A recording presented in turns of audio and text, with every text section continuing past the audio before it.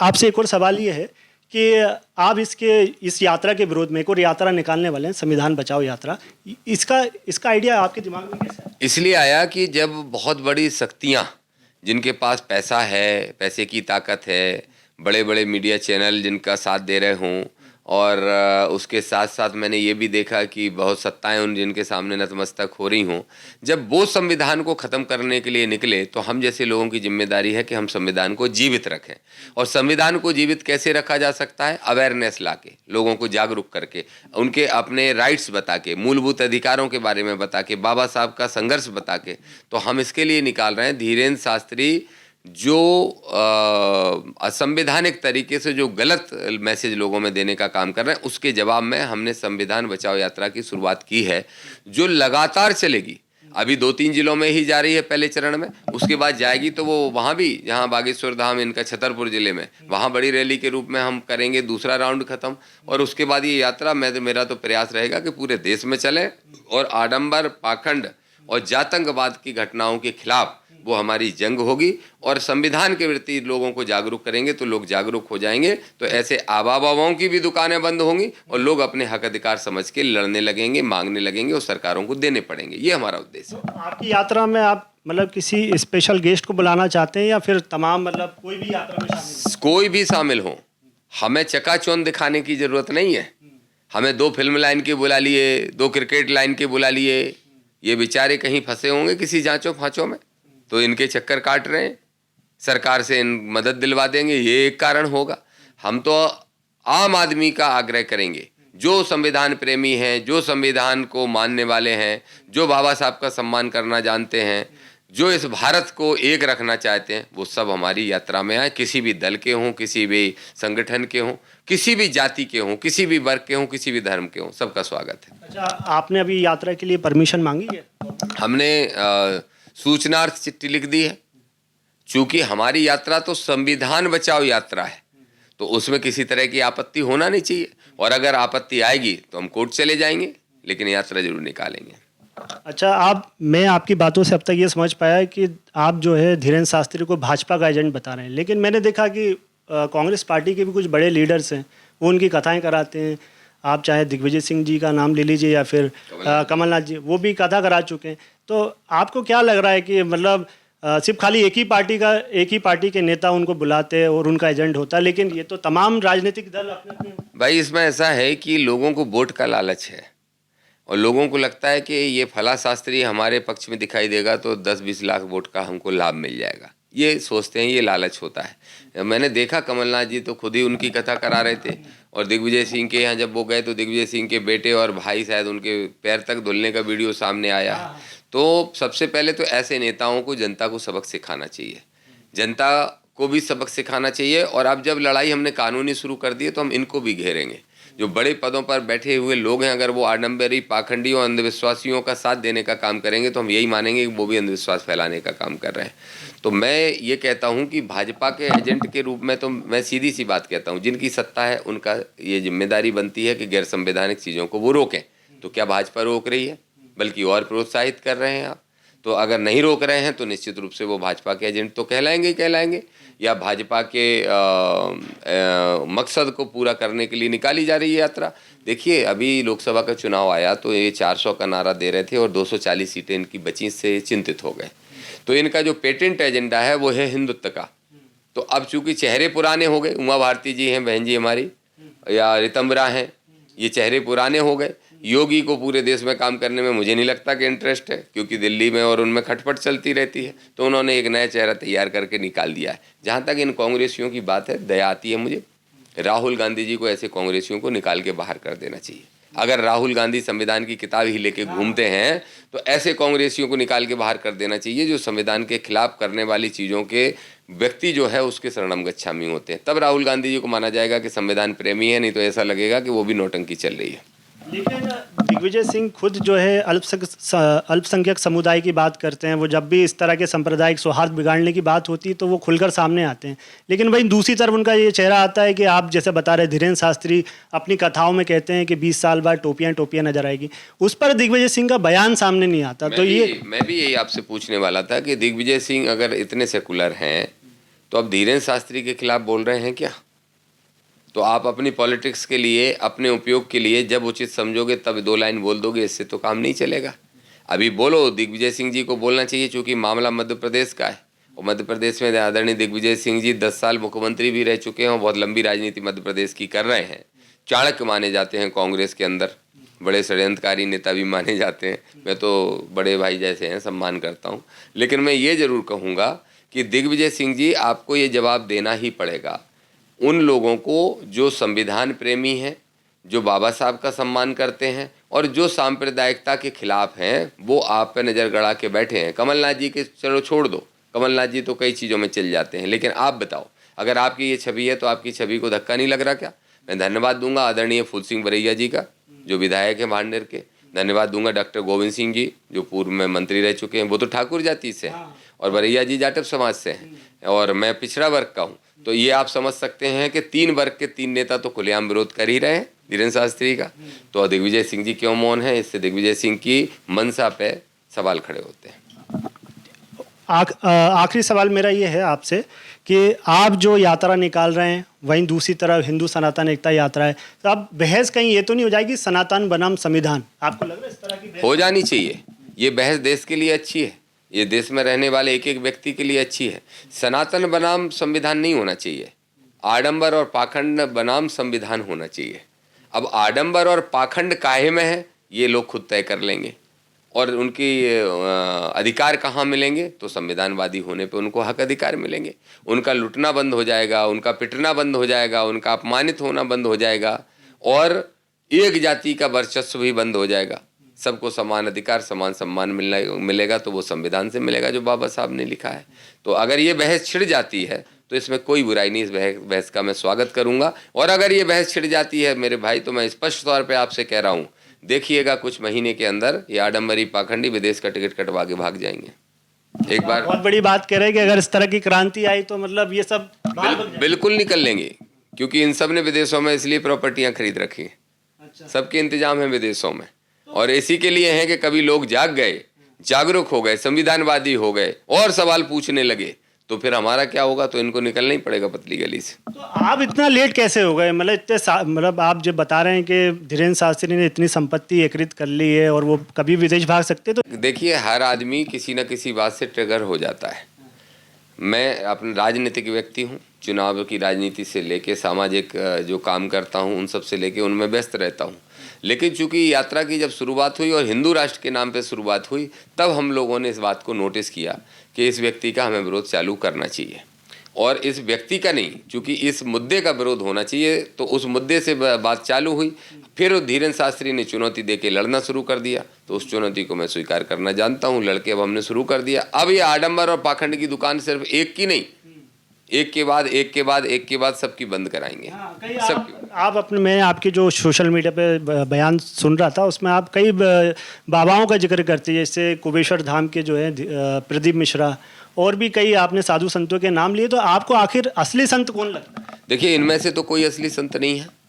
मैंने नाम लिया धीरेन्द्र का, प्रदीप मिश्रा का, अनिरुद्धाचार्य का, देवकी नंदन का, और एक तथाकथित जगत गुरु हैं, अपने आप बन गए हैं, ब्रह्मभद्राचार्य का। इन सब पे मुझे घोर आपत्ति है। जब अनिरुद्धाचार्य के चीफ जस्टिस ऑफ इंडिया की छाती फाड़ने की कोई बात कर दे, जब देवकी नंदन भी कहें कि एक शंकराचार्य, तो अब एक शंकराचार्य को ही राष्ट्रपति बनना चाहिए। देखिए, आप डिमांड देखिए इनकी। ये जो संत तथाकथित संत हैं, 2 संत हो गए। तीसरे रामभद्राचार्य जो कहते हैं, मरे मुलायम कांसी राम, जोर से बोलो जय श्री राम। तो क्या जगत गुरु हो सकते हैं? एक और संत की जिनकी आप बात कर रहे हैं, वो तो अंधविश्वास की पराकाष्ठाओं को पार कर जाते हैं, जो सीहोर वाले हैं, प्रदीप मिश्रा। वो तो कहते हैं कि बच्चा भरे 12 महीने में एक भी दिन ना पढ़ाओ, लेकिन बेलपत्र शंकर जी पे ऐसे ऐसे चढ़ाया इस विधि से वो पास हो जाएगा। तो अब ये कहाँ ले जाना चाहते हैं देश को? आप ही समझ लीजिए। इनका विरोध क्यों नहीं होना चाहिए? और धीरेन्द्र के जो कारनामे हैं वो आप देख ही रहे हो। तो ऐसे लोगों का हम विरोध करते हैं। बहुत अच्छे संत भी हैं, प्रेमानंद जी महाराज का हम सम्मान करते हैं उनका, जो मथुरा में बैठते हैं। हम सम्मान करते हैं हमारे एक हरिगिरी महाराज हैं, चंबल के क्षेत्र के किनारे बैठते हैं, लाखों लोगों की शराब छुड़वा दी, लाखों लोगों को मृत्यु छुड़वा दिया। ऐसे संतों का हम सम्मान करते हैं और करते रहेंगे। संत कबीर भी हुए हैं, संत रैदास भी हुए हैं, बड़े बड़े संत हुए हैं, उन सारे संतों का हम सम्मान करते हैं। लेकिन लोग कहते हैं ये आस्था का विषय, अगर वो कुछ इस तरह से किसी को फॉलो भी कर रहे हैं तो उन्हें आराम मिलता है, इस पर आपको क्या विरोध है? मुझे कोई भी विरोध नहीं। आप उनको खूब फॉलो करिए, आपको आराम मिलता है उनको खूब मानिए, लेकिन वो अगर संविधान के खिलाफ जाएंगे, अगर वो कानून को तोड़ने का काम करेंगे तो हम उनके खिलाफ लड़ेंगे। हम उनके फॉलोवर्स से नहीं लड़ रहे हैं। और मुझे विश्वास है कि जो उनके आज फॉलोवर्स है, कल जब उनकी पोल खुलेगी तो ये खुद ही उनको ठीक करने का काम करेंगे। जैसे आप अम्बेडकरवादी हैं, अपने आप को अम्बेडकरवादी बताते हैं, अम्बेडकर जी के मतलब आप फॉलोवर हैं, उन पर कोई टिप्पणी करता है तो आपको, आपका मन आहत होता है, आप उस पर टिप्पणी करते हैं। तो जब आप इन लोगों को मानने वाले लोग हैं, उन पर टिप्पणी करेंगे तो वो भी तो आहत हो सकते हैं ना? अम्बेडकर से इन लोगों की तुलना इसलिए नहीं हो सकती कि बाबा साहब अम्बेडकर ने तो इस देश की रीढ़ की हड्डी बने। उन्होंने इस देश का संविधान दिया जिससे आप यहाँ पत्रकारिता सीना चौड़ा करके कर पा रहे हो और एक पिछड़े वर्ग का बेटा इस राजधानी में बैठ के धीरेन्द्र पे सवाल खड़े कर पा रहा है। ये बाबा साहब ने दिया है। अगर बाबा साहब भी कोई इस तरह के आडंबरी पाखंडी होते और हम उनके फॉलोवर्स होते तो हमको भी झेलना पड़ता। तो बाबा साहब पे का अपमान करना तो ये माना जाता है कि इस देश का अपमान करना है, इस देश के संविधान का अपमान करना है, इस देश के सबसे बड़े महापुरुष का अपमान करना है। कोई आडंबरी पाखंडी, अभी मैं प्रेमानंद जी के ऊपर बोलूं तो बुरा लगे लोगों को, तो मुझे भी सवाल मेरे ऊपर भी खड़े हो सकते हैं। लेकिन आडंबर के खिलाफ बोलना हमारा कानूनी राइट है। पाखंड के खिलाफ, जातंकवाद के खिलाफ और हिंदूवादी जो यात्रा निकालने की कोशिश कर रहे हैं हिंदू राष्ट्र बनाने को लेके, या सांप्रदायिकता, इस पे हमारा राइट है। भारत के संविधान ने हमें राइट दिया है, हम बस उसका इस्तेमाल कर रहे हैं। हम चाहते हैं सब इसका इस्तेमाल करें, सब इसका इस्तेमाल करें, सब अपने राइटों को समझें, अपने राइट्स को समझें, अपने अधिकारों को समझें, बाबा साहब के संविधान को पढ़ें। जितनी इधर उधर की किताबें पढ़ते रहते हो, आबा की झूठी कथाएं सुनते रहते हो, उसकी जगह संविधान को पढ़ लो, संविधान को सुन लो, आपका भला हो जाएगा। ये हमारी पूरे देश के लोगों से अपील है। अच्छा, एक और चर्चा वो चल रही है कि एक और भाजपा के नेता है प्रीतम लोधी, जो विधायक हैं, वो भी आपकी तरह पहले जब उन्हें पार्टी से बाहर कर दिया गया था, उन्होंने मतलब ब्राह्मणों के खिलाफ कुछ कहा था, सवर्ण वर्ग के खिलाफ, तो उनको पार्टी से बाहर कर दिया गया था। इसके बाद वो लगातार कैंपेन चला रहे थे, लेकिन बाद में जब उन्हें टिकट मिल जाता है फिर वो धीरेन्द्र शास्त्री की शरण में चले। देखिए, हम तो कई लोग यही सोच रहे हैं कि आप भी कहीं हम दोनों में बड़ा डिफरेंस ये है कि प्रीतम भाई कभी भी अम्बेडकरवादी विचारधारा के नहीं थे। प्रीतम भाई शुरू से भारतीय जनता पार्टी में रहे, हमारे भाई हैं, हमारे मित्र हैं, अच्छा जोरदार व्यक्ति है। लेकिन चूंकि वो उस आइडियोलॉजी में थे तो उनको वहाँ वापस जाना ही था, ये तो तय था। और चूंकि वो श्रद्धेय उमा भारती जी जो हैं, हमारी बड़ी बहन, हम सम्मान करते हैं, उनके वो रिश्तेदार हैं, तो उमा भारती जी बीजेपी की बड़ी नेता हैं। तो अंततः प्रीतम लोधी का आखिरी ठिकाना तो बीजेपी ही था और ये उनकी कमजोर कड़ी थी। इसका उपयोग धीरेन्द्र शास्त्री और उनकी मंडली ने कर लिया होगा, इसलिए प्रीतम लोधी वहाँ चले गए। लेकिन ना तो दामोदर यादव को किसी का टिकट चाहिए, किसी भी पार्टी का कोई टिकट का लालच नहीं, किसी भी पार्टी, किसी भी पद का लालच नहीं, विधायकी का, सांसदी का, मंत्री का, मुख्यमंत्री का, एक ही लालच है और वही काम कर रहा हूँ। संविधान लोगों के जहन में बिठाना है, लोगों के दिमाग में समझाना है। और संविधान जिस दिन लोग समझ गए, उनका चाहे धार्मिक शोषण हो, चाहे आर्थिक शोषण हो, चाहे मानसिक शोषण हो, चाहे जातिगत शोषण हो, सारे रुक जाएंगे और वो सब विकास के रास्ते पे आएंगे और ये देश आगे बढ़ने का काम करेगा। अच्छा, आगामी विधानसभा चुनाव लड़ेंगे आप? वो अभी तय नहीं किया है, लेकिन ये तय कर लिया है कि अगला जब विधानसभा का परिणाम मध्य प्रदेश का आएगा 2028 में, तो मेरा प्रयास है कि कम से कम 50 एमएलए बिना बीजेपी, बिना कांग्रेस के, वो लोग जो अम्बेडकरवादी विचारधारा को मानते हुए भारत के संविधान के प्रति ईमानदार होंगे, उन लोगों को हम मध्य प्रदेश की विधानसभा भेजने का काम करेंगे, ये तय है। अच्छा, आपने धीरेन्द्र शास्त्री की यात्रा के खिलाफ पीआईएल दायर की थी, उस पर क्या है, मतलब कब तक रोक लगाई जा सकती है आपको? देखिए, ये निर्णय तो कोर्ट को करना है, लेकिन हमारी पीआईएल डायरी नंबर अभी हम आपको दे देंगे और पीआईएल पे क्या फैसला करेगा वो न्यायालय करेगा। लेकिन हमें पूरी उम्मीद है, हमारे वकीलों का पूरा कहना है कि ना सिर्फ यात्रा रोकने की संभावनाएं हैं, बल्कि साथ साथ में ये भी मांग हमने की है कि वो हेट स्पीच अपनी कथाओं में देते हैं, जहाँ अर्चियाँ पर्चियाँ निकालने की ड्रामे चलते हैं, वहाँ भी एक धर्म के प्रति नफरत फैलाने का काम करते हैं और वहाँ छुआछूत भी फैलाते हैं। तो इसलिए उन कथाओं पे भी बैन लगना चाहिए। हमें उम्मीद है कि दोनों ही मामलों में हमें सफलता मिलेगी, संविधान जीतेगा, आडंबर पाखंड हारेगा। अच्छा, एक लास्ट सवाल बस, बहुत इंपॉर्टेंट है, क्योंकि इस समय देश में ऐसे हालात हैं कि कोई धर्म पर टिप्पणी करता है, जैसे सीजेआई जैसे इंसान पर अगर कोई आदमी जूता फेंक देता है, तो आप रोकर आडंबर के खिलाफ, पाखंड के खिलाफ बोल रहे हैं, इतनी हिम्मत कैसे आई आपको? ये हिम्मत संविधान ने दी है, सच्चाई ने दी है, माँ बाप के डीएनए से मिली है, और ये हिम्मत रहेगी। जहाँ तक बात अटैक की है, अटैक तो कभी भी हो सकता है, मेरे ऊपर भी हो सकता है।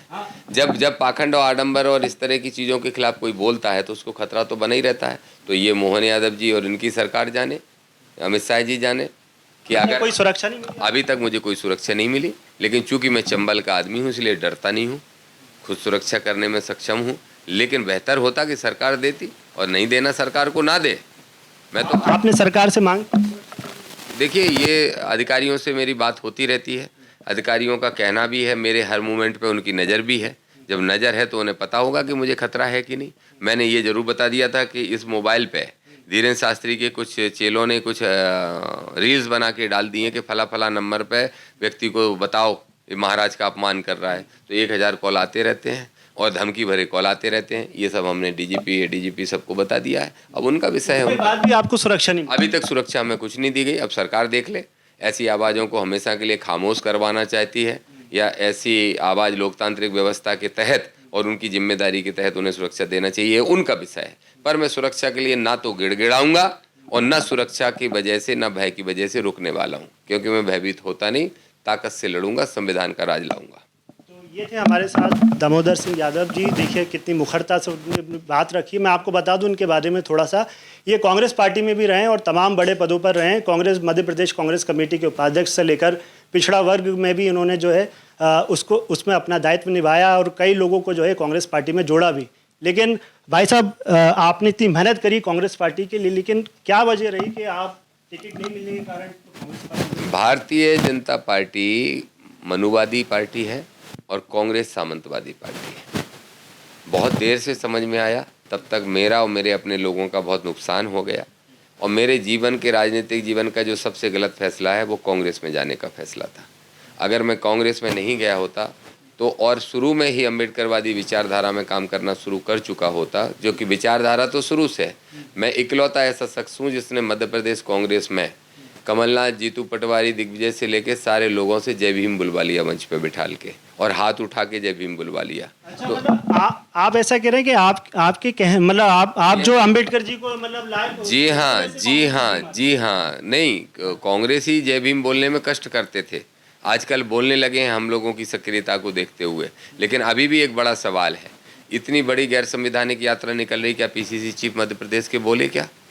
राहुल गांधी जी किताब लेके रोज घूमते रहते हैं, इसी पचमढ़ी में आके मध्य प्रदेश में आके चले गए, क्या बोले क्या कि यहाँ का एक तथाकथित बाबा ये गैर संवैधानिक यात्रा कर रहा है? तो कांग्रेस का असली चेहरा आपको भी अब पता चल गया होगा। हमें भी उम्मीद थी, जिसकी संख्या बारी उसकी उतनी हिस्सेदारी, ये आदरणीय खड़गे साहब कह रहे थे, राहुल गांधी जी कह रहे थे। लेकिन जब पिछले बार को 132 टिकट देने चाहिए थे तो 64 टिकट दिए। तो इस पर हमारी लड़ाई हुई, इसलिए हमने कांग्रेस को छोड़ा। जो हमारा हक खाएगा हम उसको नहीं छोड़ेंगे, उसको बेनकाब करेंगे, इसलिए कांग्रेस को बेनकाब किया। मुझे ऐसा लग रहा है आप ये भी कहना चाह रहे हैं कि शायद जो ओबीसी आरक्षण का मामला चल रहा है उसको डाइवर्ट करने के लिए इस तरह की यात्रा? 100%। देखिए, बहुत अच्छा विषय आपने याद दिला दिया। मंडल कमीशन की सिफारिशें जब इस देश में लागू हुई थी तो अडवाणी निकल पड़े थे, अडवाणी जी आदरणीय, और इसलिए कि वो मंदिर के नाम पे पूरे ओबीसी को इकट्ठा करके उन्होंने उनका ध्यान बांट दिया था। उनकी प्रायोरिटी पे, ओबीसी की प्रायोरिटी पे मंदिर आ गया था। अब इस समय जो आंदोलन हमारे लोग कर रहे हैं, पूरे देश में कर रहे हैं, जातिगत जनगणना की भी बात हो रही, मध्य प्रदेश में आरक्षण देने की भी बात हो रही है, तो फिर डाइवर्ट कैसे किया जाए लोगों का ध्यान? तो फिर धीरेन्द्र शास्त्री को निकाल दिया यात्रा निकालने के लिए। लेकिन अब उनके मंसूबे सफल नहीं होंगे। अब ओबीसी के लोग भी जाग गए हैं और SC ST के साथ भाई बन के खड़े हैं। तो देखिए, ओबीसी के लोग जाग गए हैं और काफ़ी कुछ जानकारी मुझे दामोदर सिंह यादव जी से मिली है। तो वन इंडिया हिंदी के लिए मैं LN Malvi, camera person Sonu Malvi के साथ। Subscribe to One India and never miss an update. Download the One India app now.